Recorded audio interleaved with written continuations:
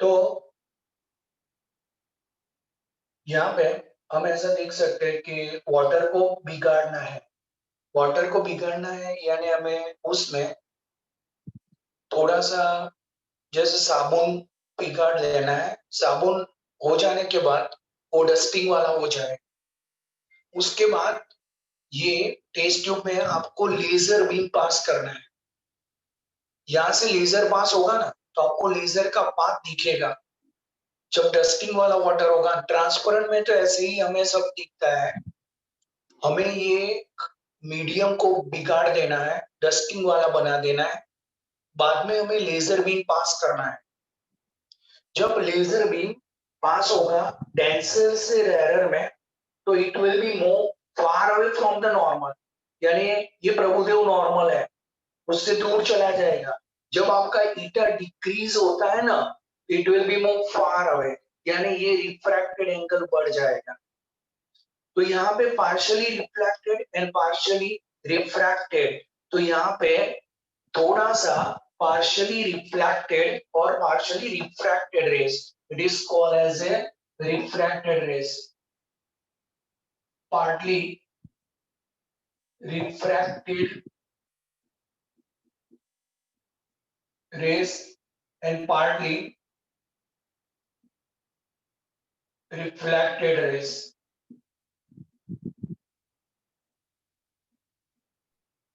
और ये हमारा है ना, ये हमारा इंसिडेंट रे है। ये हमारा इंसिडेंट रे।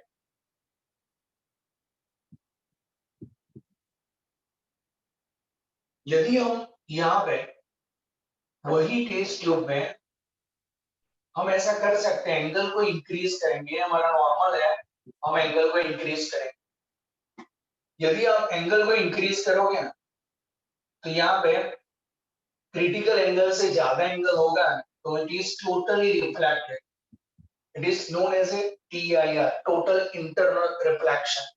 जब ये इंसिडेंट एंगल क्रिटिकल एंगल से ज्यादा हो जाएगा और उस टाइम पे ये incident ray completely reflected race में वापस आ जाएगा, तब उसको TIR बोला जाता है। It is known as a total internal reflection. तो ये साबुन वाला पानी है, थोड़ा सा और रस्टिंग वाला बनाना है, यानी उसके बाद आपको यहाँ पे इंसिडेंट रे डालना है। ये लेजर बीम है। लेजर बीम जब डस्टिंग वाला वाटर होता है उसमें हम उसका रियल पाथ देख सकते हैं। और ये आपको आइस की ओर नहीं रखना है। और दूसरा पॉइंट, ये इंसिडेंट रे का इंसिडेंट एंगल क्रिटिकल एंगल से बढ़ जाएगा तो उसका टोटल इंटरनल रिफ्लेक्शन होगा। 100% हमें रेस वापस मिल जाएंगे। तो ये हमारा टोटल इंटरनल रिफ्लेक्शन होगा when the incident ray is greater than the critical angle. जब क्रिटिकल एंगल से बड़ा होगा ना तो उसका TIR हो जाएगा, टोटल इंटरनल रिफ्लेक्शन। दूसरा पॉइंट ये भी है, ये तो आपको पता चल गया। तीसरा पॉइंट हम ये, हमने टेस्ट ट्यूब ली और इसमें हमने वो साबुन वाला पानी भर दिया पूरा।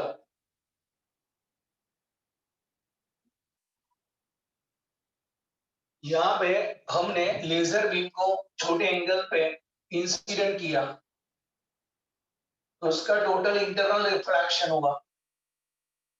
और टोटल इंटरनल रिफ्लेक्शन के बाद वो बाहर निकल आएगा। लेजर बीम ऐसे पास होकर बाहर निकल आएगा। उससे ये बेनिफिट होगा आपको कि हमें ये इंटरनल जो वेन्स है सब हमें देखना है। तो उसके लिए हम ऑप्टिकल फाइबर पाइप का यूज करते हैं। तो इंटरनल ऑर्गन्स में कुछ प्रॉब्लम हो, कुछ जगह पे गर्मी निकली हो, कुछ प्रॉब्लम इनर पार्ट में हो चुका है, कुछ डैमेज हो चुका है, वो डिफाइन करने के लिए ये लोग ऑप्टिकल फाइबर यूज करते हैं। उसमें भी TIR होता है, टोटल इंटरनल रिफ्लेक्शन। उससे अंदर ऑर्गन पाइप में कुछ प्रॉब्लम हो तो क्लियरली दिखता है।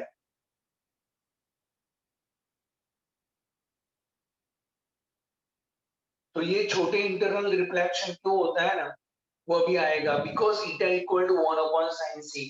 sin c is a critical angle, यानी sin c क्रिटिकल एंगल है आपका ईटा, उससे पता चल जाएगा। ईटा जितना बड़ा होगा ना आपका क्रिटिकल एंगल छोटा होगा, यानी हम डेंसर मीडियम के लिए ही TIR कर रहे हैं, तो ईटा जितना बड़ा होगा इतना क्रिटिकल एंगल उसका छोटा होगा, इसलिए આજે સાંજે ક્લાસ નથી, આજે છે ને પ્રોબ્લેમ એ છે કે મારા જીજાજીનો ઓપરેશન હતું, એટલે તમારી બેચને સવારે મોર્નિંગમાં શિફ્ટ કરવી પડી, 2 વાગ્યાથી ઓપરેશન સ્ટાર્ટ થવાનું છે, એટલે છે ને મારે અવાયું નતું, એટલે મેં તમારી અત્યારે મોર્નિંગમાં જ ગોઠવી, નહીં તો તમારી બેચમાં આજે રજા પડી જાત એવું હતું। ઓકે, હવે પ્રણવ તું રીડ કરે છે? हाँ सर, एक मिनट। Internal reflection.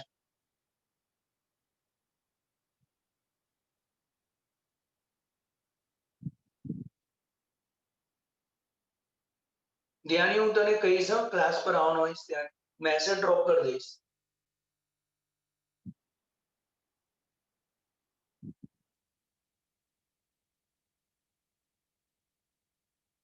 પ્રણવ તું રીડ કરે છે? Yes sir. आज बहुत सारी चीजें हमें पढ़नी है इंटरनल रिफ्लेक्शन, और किसी को पता न चले तो प्लीज आप पूछ सकते हो। चलो, प्रभुदेव पता चला साइन सी इज 1/ईटा है, जितना आपका ईटा बड़ा होगा ना इतना आपका क्रिटिकल एंगल छोटा होगा, इसलिए हमें क्रिटिकल एंगल छोटा बनाना है, और उस टाइम पे ही हम टोटल इंटरनल रिफ्लेक्शन गेन कर सकते हैं।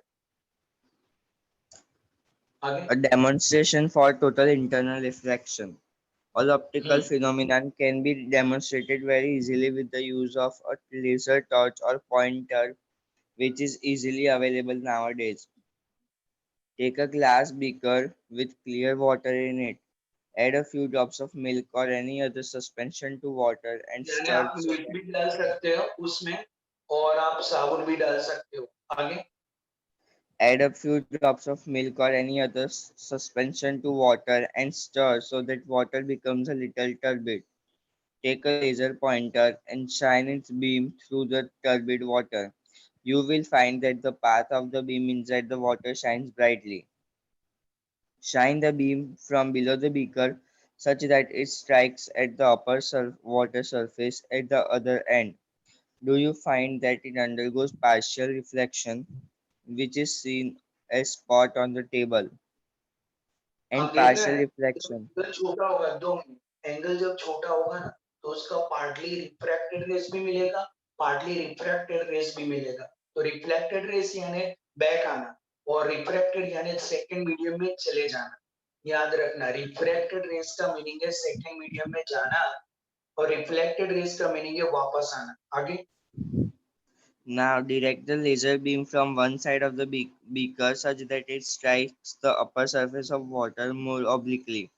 Adjust the direction of laser beam until you find the angle for which the reflection above the water surface is totally absent and the beam is totally reflected back to water. This is total internal reflection at its simplest. Pour this water in long test tube and shine the laser light from top. Adjust the direction of the laser beam such that it is totally internally reflected every time it strikes the wall of the tube. This is similar to what happens to optical fibers. अभी मीरेज, ये तो आपको मालूम है ना, तो वो हमें स्टडी करना है। अंकित तू रिकॉर्डिंग स्टार्ट कर दे। अभी ये आपको पता चला, किसी को कुछ प्रॉब्लम? ऋषि, प्रभुदेव, आदर्श, नो सर। नो कुछ सर। भी प्रॉब्लम हो आप बोल सकते हो। अभी हम दूसरे पॉइंट की ओर है, तो अभी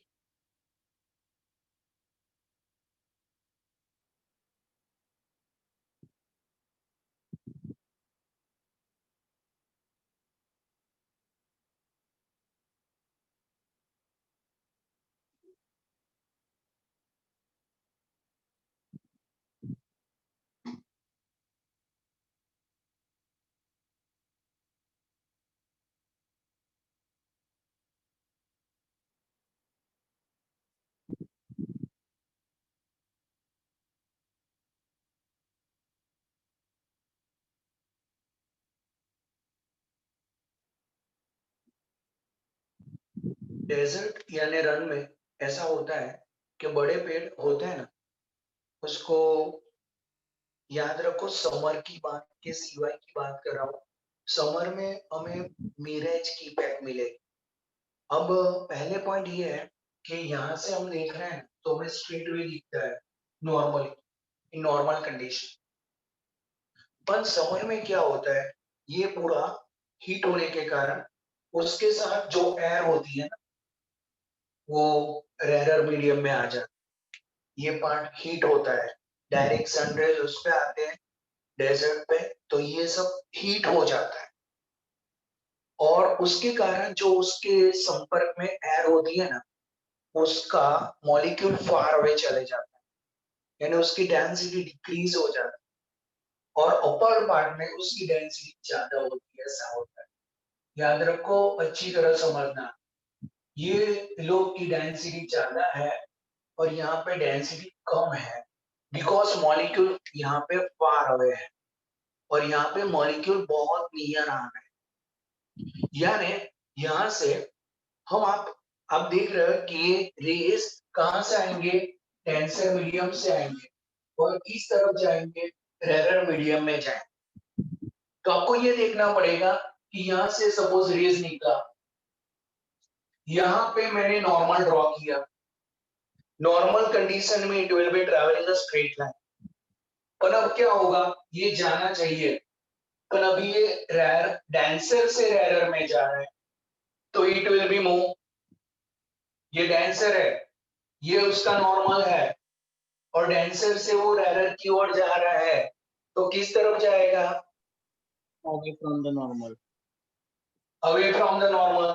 यानी ये नॉर्मल की आप समझ रहे हो कि यहाँ जाना चाहिए सपोज, तो ये उसका ओरिजिनल पाथ है, और it will be move away from the normal. फिर ऐसा होगा, यहाँ पे भी ऐसा होगा, ये ऐसे पाथ पे जाना चाहिए, it will be move away from the normal. और ऐसे ही यहाँ पे रखेंगे तो ये उसका ओरिजिनल पाथ है, अवे फ्रॉम द नॉर्मल, यानी ऐसे हो जाए। फिर यहाँ पे कोई पर्सन खड़ा हुआ है सपोज, तो आपने ये देखा होगा कि उसका जो इमेज है ना, उसको नीचे दिखता है, तो ये उसका इमेज उसको नीचे दिखता है, तो it is known as a mirror. ये क्यों हुआ, तो आपको पता चला, पहले समर में क्या होता है, ये पूरा रेती का पार्ट बहुत हीट ले लेता है और जितना जल्दी वो हीट लेता है इतना जल्दी वो कूल भी होता है। यानी ऐसा जल्दी हीटिंग भी लेता है तो वो कूल भी जल्दी से ही होता है, शाम को कूल हो जाएगा। पर अभी ये मॉर्निंग में उसका हीटिंग बहुत बढ़ जाएगा, हीटिंग बढ़ने के कारण उसके जो नियर पार्ट में एयर है वो पतली हो जाए बिकॉज ऑफ हीटिंग, और उसके मॉलिक्यूल फार अवे चले जाएंगे, उसकी डेंसिटी डिक्रीज हो जाएगी और डेंसिटी डिक्रीज होने के कारण उसका रिफ्रैक्टिव इंडेक्स डिक्रीज हो जाएगा, और जो मॉलिक्यूल फार अवे है अबोव द सरफेस, उसकी डेंसिटी बहुत ज्यादा होती है। जब यहाँ से कोई रेस पास होता है from denser to the rarer, it will be move far away from the normal, यानी जो उसका ओरिजिनल पाथ है उससे फार अवे जाए, वापस उसका ओरिजिनल पाथ से वो फार अवे जाए। ऐसे ही जाने के बाद उसका टोटल इंटरनल रिफ्लेक्शन होने के कारण उसकी जो इमेज मिलती है वो हमें नीचे मिलती है। आपने ये देखा होगा कि आप समर में फोर व्हीलर में कभी बड़ा रास्ता चुना है, तो दोपहर के बाद टाइम वहां पे पानी दिखता है आपको इमेज में, पर वहां पे पानी नहीं होता है, ये किसी को मालूम है? आप दूर देखते हैं तो आपको लगता है वहां पे वाटर गिरा है, पर हमारी गाड़ी वहां पहुंचेगी तो पानी नहीं होगा। फिर आगे जाएंगे, आगे देखेंगे तो भी ऐसा ही इमेज मिलेगा। ये सब इसकी इफेक्ट है। ओके, तो ये सब आपको, ये टोटल इंटरनल रिफ्लेक्शन का यहाँ पे ये फर्स्ट एग्जांपल है मिरर। अभी है ना, उसके बाद है प्रिज्म, फिर डायमंड और लास्ट में optical fibre.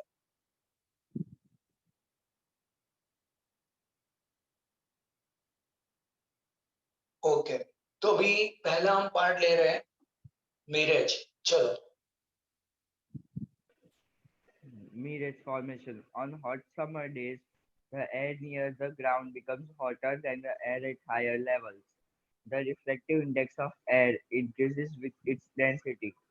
Hotter air is यानी less जिधर dense में and has डेंसिटी कम होगी, फार अवे जाएंगे तो उसकी डेंसिटी ज्यादा होगी, डेंसिटी जिसकी ज्यादा होगी उसका रिफ्रैक्टिव इंडेक्स बड़ा होगा। आगे hotter air is less dense and has smaller refractive index than the cooler air. If the air currents are small, that is, the air is still, the optical density at different layers of air increases with height.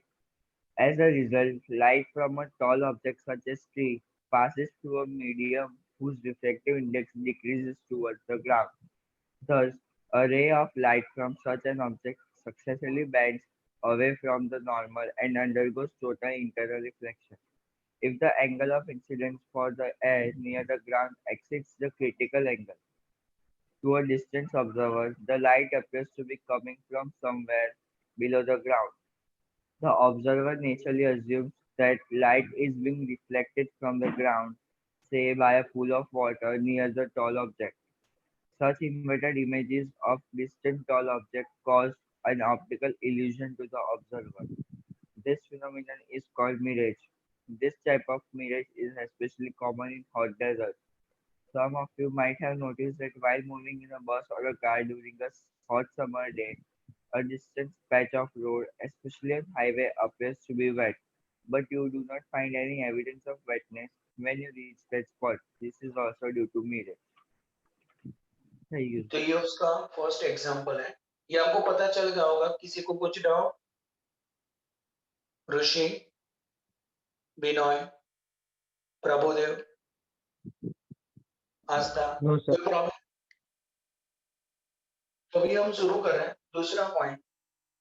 पहले हम diamond का लेंगे case, फिर हम आगे बढ़ेंगे। तो one by one सब ये टोटल इंटरनल रिफ्लेक्शन के सारे एग्जांपल है, वही हम स्टडी कर रहे हैं। बाद में हम आज से लेंस शुरू करने वाले हैं।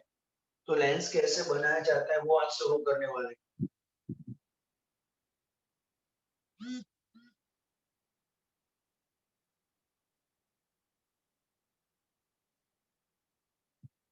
तो अभी ये आपको मालूम होगा कि डायमंड जो होता है ना, ओरिजिनल डायमंड, उसमें फेस करना पड़ता है, यानी उसकी कटिंग होती है और वो यहाँ पे सूरत में होती है, उसका फेस बोला जाता है। फेसिंग करना पड़ता है हर जगह पे। वो लोग छोटे छोटे उस पर सरफेस बना देते। जो आप शायद ऐसा गुरु, ऐसा ये सब डायमंड के गुरु है, चंद्र है, जो परचेस करते हैं, उसके अंदर की साइड आप देखोगे तो बहुत सारे फेसिंग है, यानी कोई भी रेज आएगा ना तो उस पे गिरेगा ना, तो आपको ऐसा लगेगा कि अच्छा, यानी चड़काट लगाएगा, यानी वहां से बहुत सारी लाइट वापस आ रही। और वो आप प्लास्टिक में भी बनाते, स्टोन होता है तो अच्छी बात है। ये लोग अभी डुप्लीकेट भी बनाते हैं, उसमें फेसिंग बनाते, यानी किसी को ओरिजिनल है कि नहीं पता नहीं चलता है। तो आपको ये देखना है, वो कटिंग होता है ना, तो उसमें क्या होता है कि उसका ईटा करीब, उसका क्रिटिकल एंगल और डायमंड है ना, वो ऐसा है, क्रिटिकल एंगल इस 24.4 डिग्री है। ये उसका क्रिटिकल एंगल है। जो भी मटेरियल का क्रिटिकल एंगल 24.4 होता है ना, उसका हम डायमंड बना सकते हैं। अभी आपको ये मालूम है eta equal to 1 upon sine C, it is known as a critical angle, we write 1 upon sine i C. यदि आपका क्रिटिकल एंगल 24.4 डिग्री है तो आप ऐसा ईटा डिफाइन कर सकते हैं, theta equal to 1 upon sine 24.4। तो साइन 24.4 की वैल्यू आपको डिफाइन करनी पड़ेगी। तो ये 0.413 0.41 413 3 3। फिर आपका डिवीजन करना पड़ेगा।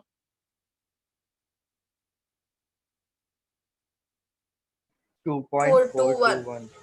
421 4 to 1. 4 to 1. 1. 2 1. ओके, ये आपका रिफ्रैक्ट इंडेक्स हुआ। यानी आपको जब भी डायमंड डुप्लीकेट बनाना हो या ओरिजिनल हो, ओरिजिनल तो अच्छा ही होता है, पर जो डुप्लीकेट बनाते हैं उसका इतना रखना पड़ता है, और उसकी जो फेसिंग होती है वो ये क्रिटिकल एंगल है। उससे भी कम एंगल बनाने के लिए उसके फेस छोटे छोटे करने पड़ते हैं, यानी कोई भी रेस कहाँ पे भी गिरेगा ना, वो क्रिटिकल एंगल से ज्यादा होना चाहिए। तो उस तरह से वहां पे टोटल इंटरनल रिफ्लेक्शन होगा, और वो आपको अलग से ब्राइटनेस वाला रेज बाहर आता हुआ दिखेगा। तो it is known as a total internal reflection. तो ये दूसरा एग्जांपल दिया है डायमंड का। तो डायमंड के बारे में पढ़ना है आपको, और उसका आपको याद रखना है क्रिटिकल एंगल इज 24.4 डिग्री, और उसके कारण ईटा हो रहा है 2.421। तो दूसरा एग्जांपल रीड करना है। Diamonds. Diamonds are known for their spectacular brilliance. Their brilliance is mainly due to total internal reflection of light inside them. The critical angle for diamond air interface is approximately 24.4 degrees, is very small. Therefore, once light enters a diamond, it is very likely to undergo total internal reflection inside it. Diamonds found in nature rarely exhibit the brilliance for which they are known. It is the technical skill of a diamond cutter which makes diamonds to sparkle so brilliantly. By cutting the diamond suitably, multiple total internal reflections can be made to occur. होगा उसका। हाँ sir. Okay, तो अभी हमें prism के बारे में पढ़ना है। प्रिज्म में भी टोटल इंटरनल रिफ्लेक्शन पॉसिबल है। तो ये आपको ध्यान रखना है कि उसका क्रिटिकल एंगल है 24.4 डिग्री, और eta equal 1 upon sine C. C is a critical angle. हम यहाँ पे सीबीएसई में साइन आईसी लिखते हैं, तो 1 upon sign IC is eta, and आपको क्रिटिकल एंगल दिया है 24.4 डिग्री, उससे आपको ईटा मिल जाएगा। तो आपको ईटा मिल जाएगा 2.421। ओके, तो अभी हम आगे बढ़ रहे हैं, और दूसरा है प्रिज्म।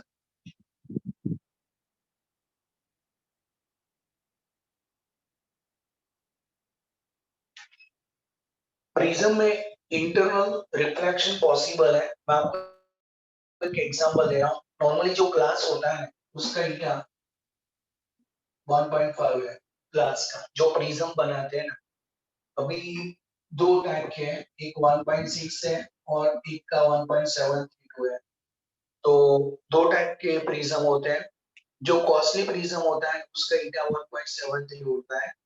तो उसमें छोटा सा प्रिज्म होता है, उसका डेंस मीडियम अच्छा होता है, और उसमें बहुत सारी चीज अच्छी दिख सकती है। यानी जब हम स्पेक्ट्रम देखते हैं ना, तो उसमें सेपरेटली देख सकते हैं, इसलिए ये रिफ्रैक्ट इंडेक्स हो तो उसका चार्ज बढ़ जाता है प्रैक्टिकल।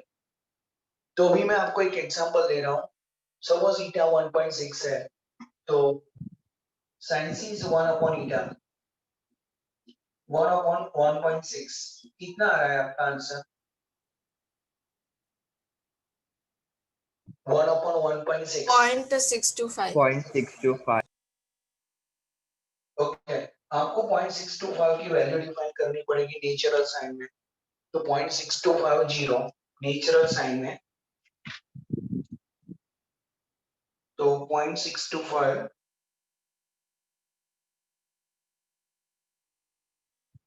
ओके, 0.625 ओके, 625 हमारा है करीब आपका 38 डिग्री एंड 42 मिनट। 38 डिग्री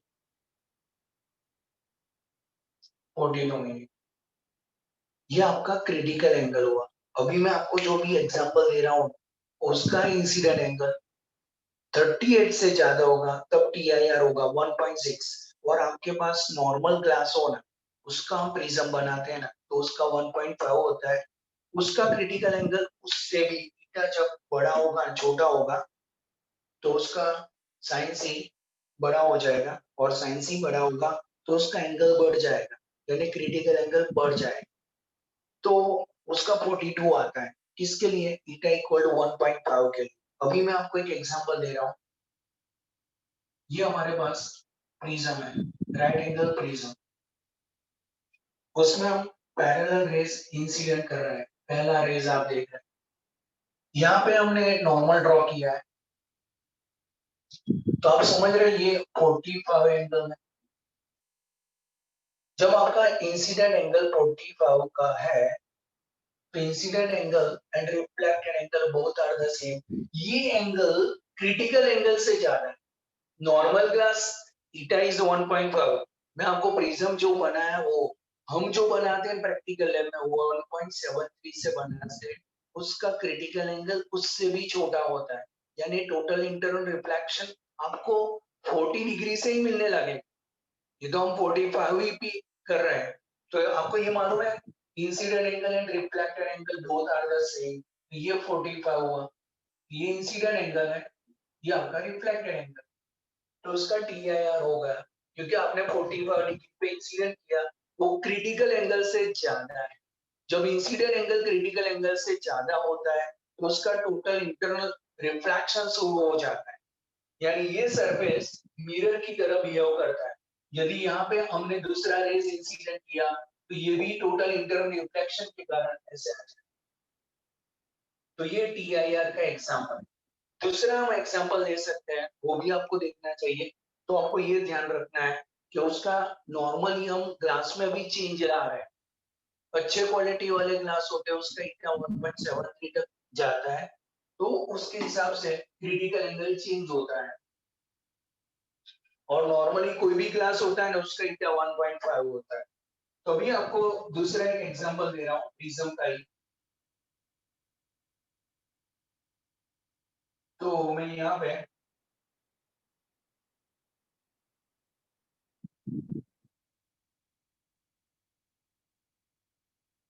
ये राइट एंगल ट्रायंगल, और यहाँ पे आपने पूरा एंगल, तो ये आपने यहाँ पे राइट एंगल ड्रॉ किया, तो ये आपका 45 होगा। तो नॉर्मल के साथ ऑल्सो 45 होगा।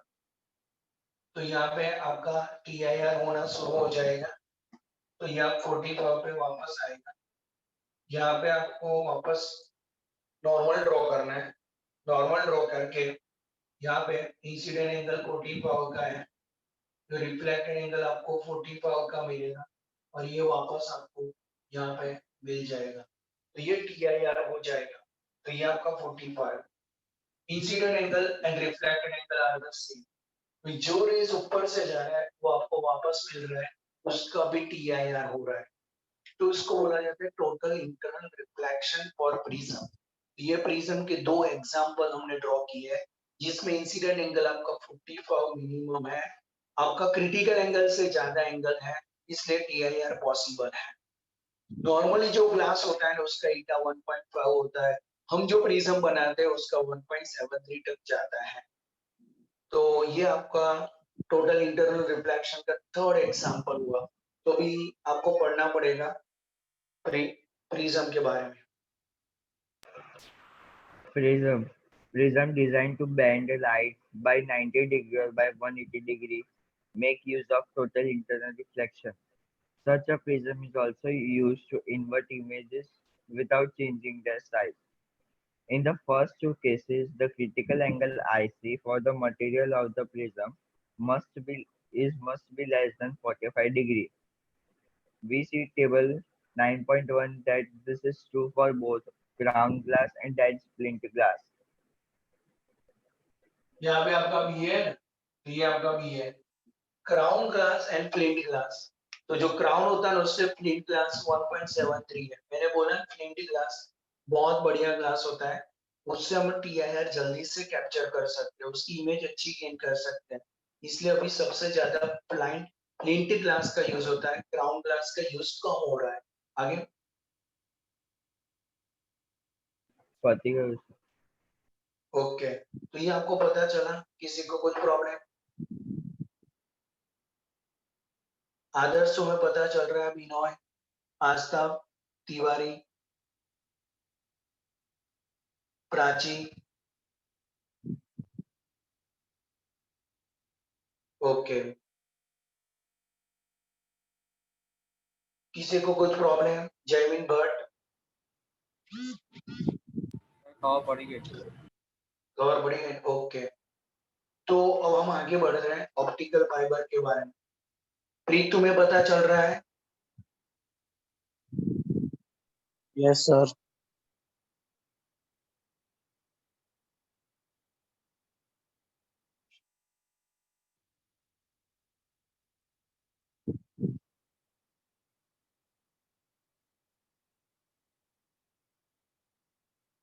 तो अभी हम जो स्टडी करेंगे वो ऑप्टिकल फाइबर है। ऑप्टिकल फाइबर में जो क्लैडिंग और दो चीज होती हैं। ये ऑप्टिकल फाइबर में दो लेयर होते हैं। इनसाइड जो रिफ्रैक्टिव इंडेक्स होता है हाई, और आउटसाइड जो होता है वो लो एन होता है। तो इनसाइड ईटा बड़ा होता है। ईटा बड़ा रखने से eta equal to 1 upon sine c, यानी sine c is 1 by eta. आप अच्छी तरह समझना, जितना आप ईटा बड़ा रखोगे ना, इतना आपका क्रिटिकल एंगल छोटा रहेगा। क्रिटिकल एंगल छोटा रहेगा तो हम यहाँ पे ये नॉर्मल ड्रॉ कर रहे हैं। तो यहाँ पे आप छोटे एंगल पे आपने लाइट इंसिडेंट कर दी, तो यहाँ पे टीआईआर स्टार्ट हो जाएगा, अपने आप ये चला जाएगा थोड़ी देर। और दूसरी साइड आपको देखना है तो आप देख सकते हो, यानी ये टीआईआर स्टार्ट हो सकता है, लाइट पास करते हैं हम ऑप्टिकल फाइबर में। तो जो cladding core is inside part, तो उसका हाई रिफ्रैक्ट इंडेक्स होता है।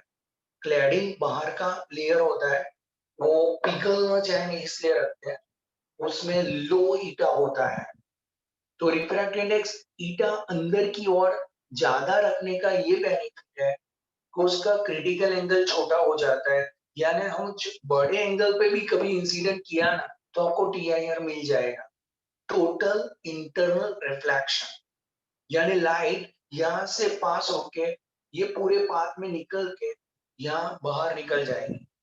हम जो ऑर्गन पाइप यूज करते हैं, जैसे मैं आपको एक, मुझे थोड़ा सा पता है, बाकी तो ज्यादा नहीं पता है, पर ये लोग हमारे वेन्स में स्टडी करना चाहते हैं तो यहाँ से एक पाइप में ये ऑप्टिकल फाइबर डाल देते हैं। ऑप्टिकल फाइबर उसके साथ वेन्स में चली जाती सब जगह। फिर ये लोग उसमें लाइट इंसिडेंट करते हैं, उसको बलून बोला जाता है। बलून यानी एक छोटा सा स्पॉट्स डाल देते हैं, वो स्पॉट हर जगह पे घूमता है, जहां पे भी अटक जाता है वहां पे ब्लॉकिंग होता है, वो लोग उसको डिफाइन करते हैं। ऑप्टिकल फाइबर नॉर्मली जो बनता है ना, वो करीब, जो डॉक्टर लोग यूज करते हैं ना, वो करीब एक कंपनी वापी में बनाती है, उसका चार्ज 8,000 टू 10,000 होता है। पर यहाँ तक सर्जरी तक आता है ना, तो उसका 40,000 हो जाता है, 30,000 ऐसा हो जाता है। तो ये डॉक्टर अपने हिसाब से यूज करते हैं, हम उसको परचेस करके नहीं दे सकते, क्योंकि उनकी जो रिक्वायरमेंट है वो उनके हिसाब से होगी। तो वो अपने आप यहाँ से डालते हैं और सब स्टडी करते हैं, आपको बाहर दिखाएंगे कि यहाँ पे ब्लॉकिंग है, यहाँ पे ब्लॉकिंग है, आपको पूरा दिखाएंगे। तो ये टोटल इंटरनल रिफ्लेक्शन के बारे में।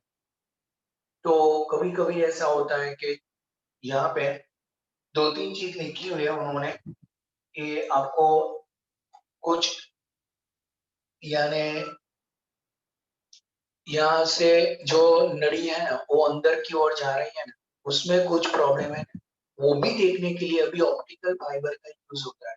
जो ऑर्गन पाइप है उसके साथ जो भी नलियां है उसमें कुछ भी प्रॉब्लम हो, तो वो देखने के लिए ये लोग ऑप्टिकल फाइबर का यूज करते हैं। तो ये ऑप्टिकल फाइबर में आपका एंगल छोटा होना चाहिए, बड़ा नहीं होना चाहिए। जितना छोटा एंगल होगा ना, इतना आपका टोटल इंटरनल रिफ्लेक्शन फास्ट होगा, आपको पूरी नली के बारे में पता चल जाएगा। तो हर जगह पे वो 1000 10,000 तक टोटल इंटरनल रिफ्लेक्शन होता है, और उसकी इंटेंसिटी कम है, यानी इंटरनल पार्ट भी हम देख सकते हैं